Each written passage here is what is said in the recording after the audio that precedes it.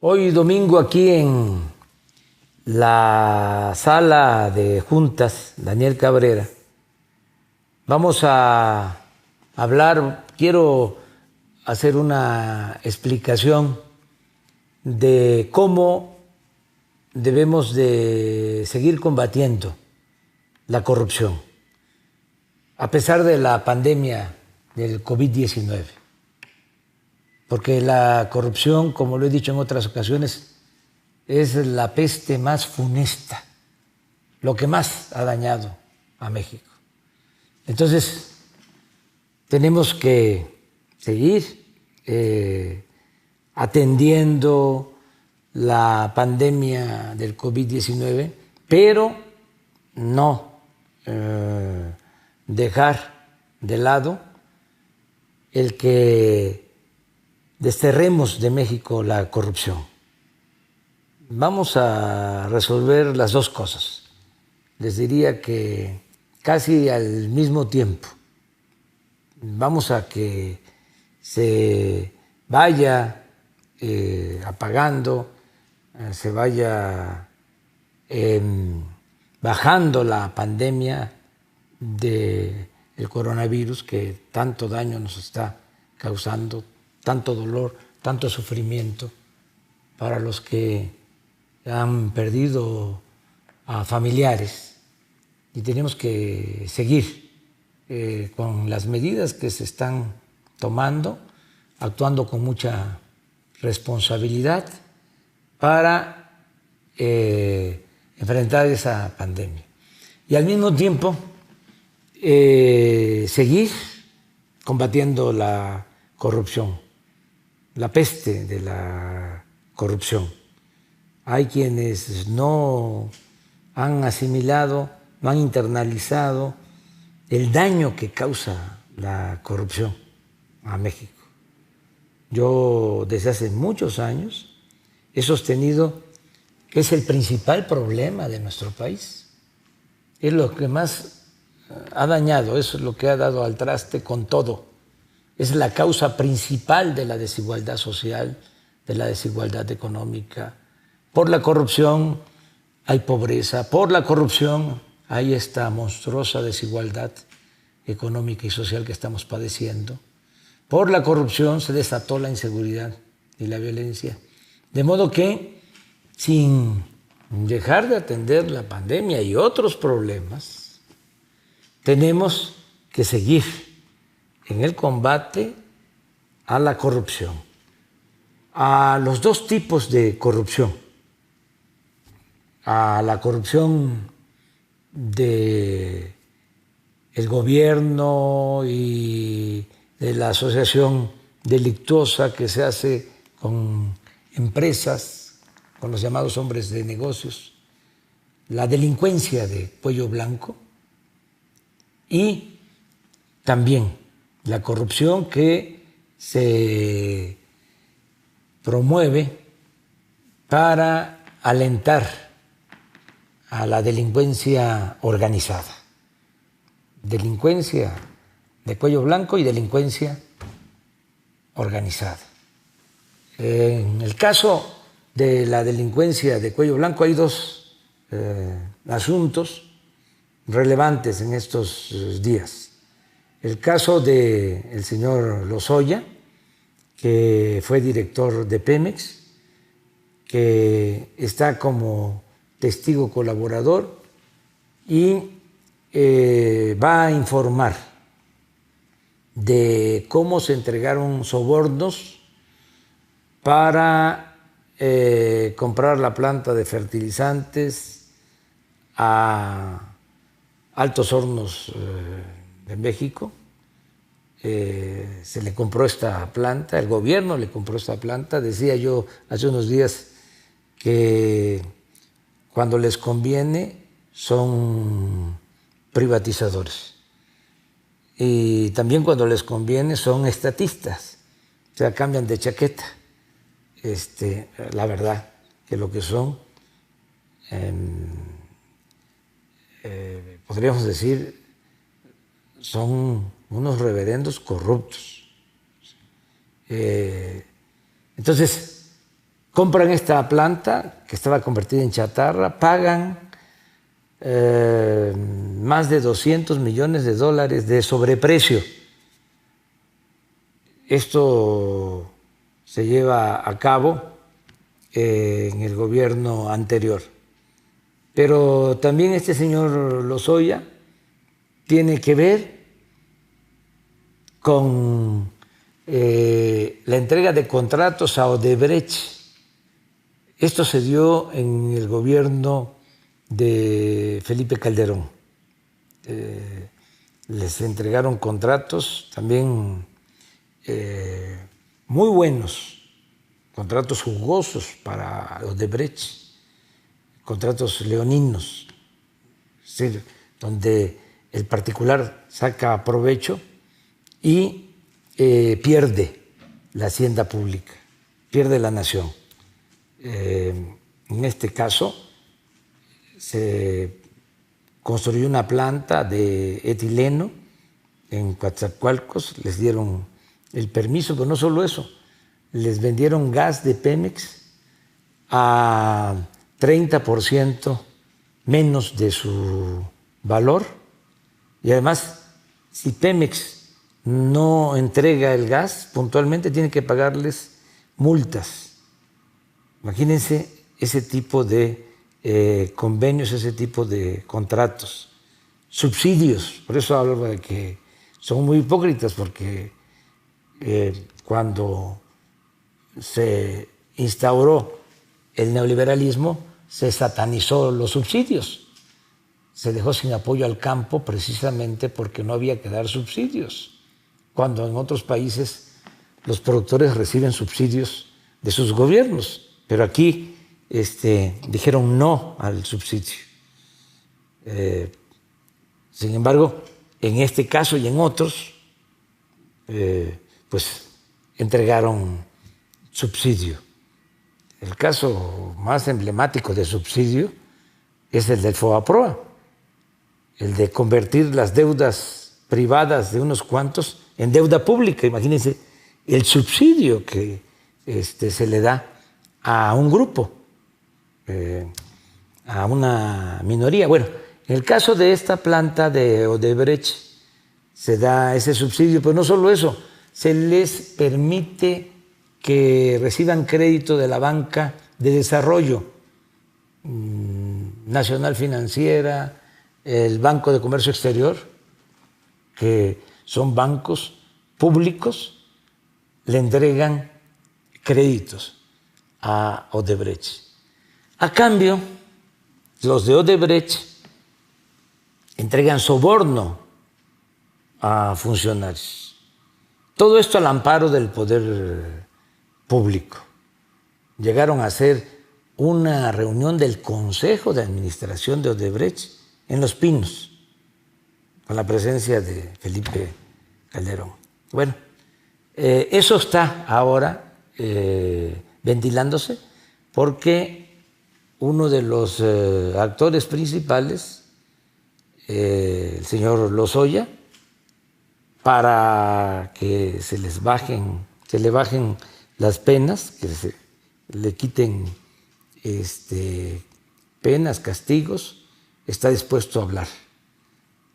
También va a decir cómo sobornaron a legisladores para que aprobaran, levantaran el dedo, levantaran la mano, ya no, ahora es todo electrónico, y aprobaran la llamada reforma energética, cómo le entregaban dinero a senadores para que aprobaran la reforma energética, que es lo mismo, un buen negocio para particulares, un mal negocio para la nación.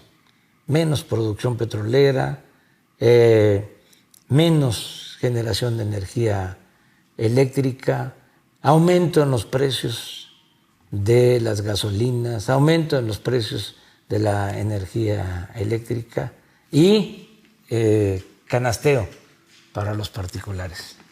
Entonces, esa corrupción se tiene que terminar. Otro tema también de corrupción es el caso de la extradición de el que fue gobernador de Chihuahua, César Duarte. Se sabe que tiene muchas propiedades en México y en Estados Unidos.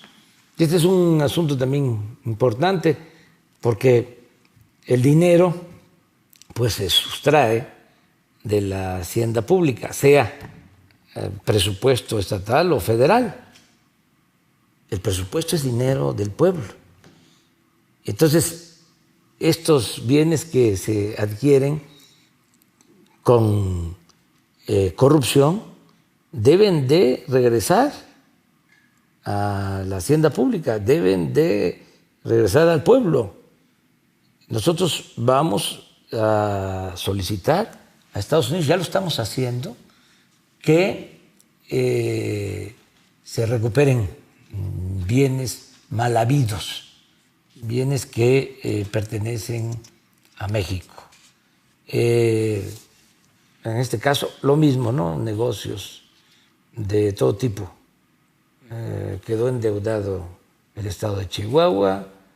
Me tocó ir con el actual gobernador, Corral, a ver un hospital que habían inaugurado, pero era nada más la fachada, como escenografía. Cortaron hasta el listón y pasando la fachada, obra negra. Y ahí está el hospital. Tenemos el compromiso de que lo vamos a construir. No puedo decir a terminar porque es casi empezar de cero, porque lo que dejaron fueron nada más los cimientos, la obra negra. Falta muchísimo, pero bueno, se tiene que terminar ese hospital y está este caso de Duarte. Esto por lo que tiene que ver con la delincuencia de cuello blanco, que implica a partidos, implica a gobiernos municipales, estatales, autoridades federales, desde luego a hombres de negocios, a la iniciativa privada. Esto se está combatiendo. Ya no se tolera, no se permite la corrupción en México.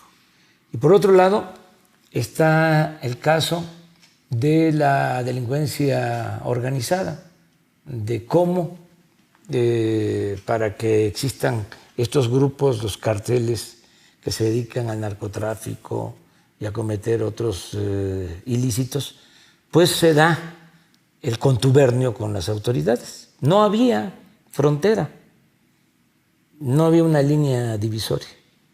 Se vendían las plazas. Entonces, los delincuentes dominaban, incluso estaban a cargo de gobiernos municipales y también tenían mucha influencia en gobiernos estatales y el colmo en el gobierno federal. García Luna, que está en Estados Unidos, en la cárcel, fue el secretario de Seguridad Pública de Felipe Calderón. Imagínense a qué grado se llegó. Y está acusado de dar protección a uno de los carteles, el cartel de Sinaloa, y de perseguir a otros. O sea, se simulaba de que se combatía el narcotráfico, pero solo a los que no tenían acuerdo con el gobierno. Y se cometieron muchas atrocidades, se llevaron a cabo masacres, perdieron muchos la vida.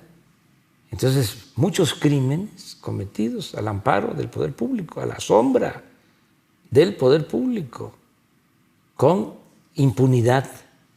absoluta.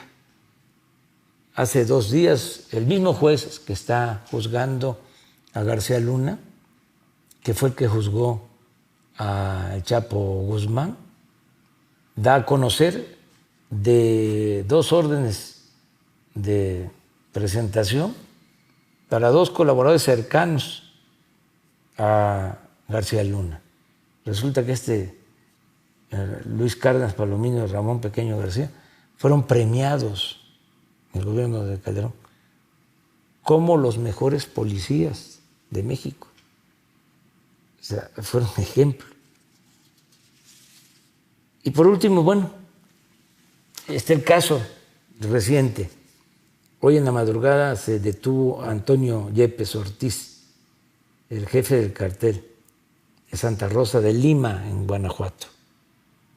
Hoy, en la mañana, me informaron como a las 6 de la mañana que lo habían detenido en una casa donde tenía a una persona secuestrada.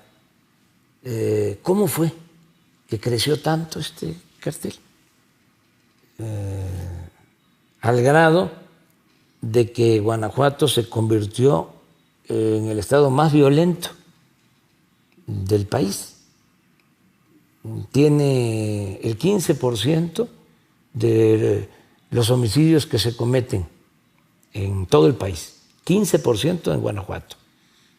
Es decir, si hay 100 homicidios, 15 se cometen en Guanajuato en un día. Y hay días de 20 homicidios, de 25 homicidios. Entonces, ¿cómo creció esto? ¿Cómo fue, sí, que se da este caso en Guanajuato? Bueno, lo mismo, las complicidades, las componendas con autoridades municipales, con autoridades estatales, la impunidad. Entonces, ya la Secretaría de la Defensa, con el apoyo del gobierno del Estado, lograron esta detención. Es importante, muy importante. Desde luego, hay que seguir atendiendo las causas que originan la violencia. En primer lugar, que no haya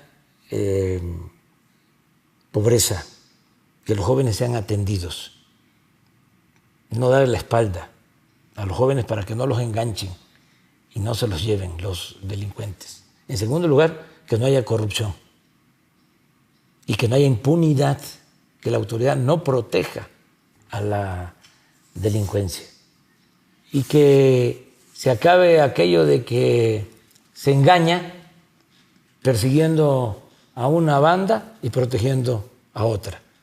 La ley tiene que aplicarse por parejo. No a la corrupción, no a la impunidad y, en todos los casos, procurar recuperar lo que ilegalmente se ha sustraído de la hacienda pública, lo que se le ha quitado al pueblo y a la nación. Vamos a seguir adelante. Por eso tengo mucha fe de que, a pesar de esta pandemia del coronavirus que tanto daño ha causado, y a pesar de los pesares, vamos a salir adelante, porque no somos iguales. Ahora se separó el poder económico del poder político.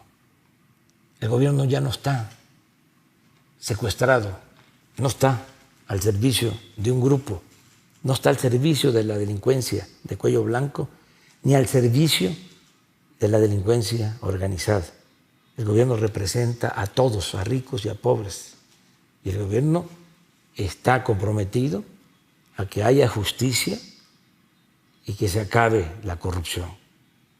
Si limpiamos de corrupción al gobierno, si se acaba la impunidad, se va a lograr el renacimiento de México. Ojalá y esto se vaya entendiendo. No es poca cosa acabar con la corrupción. Y tenemos esa firme convicción y somos perseverantes.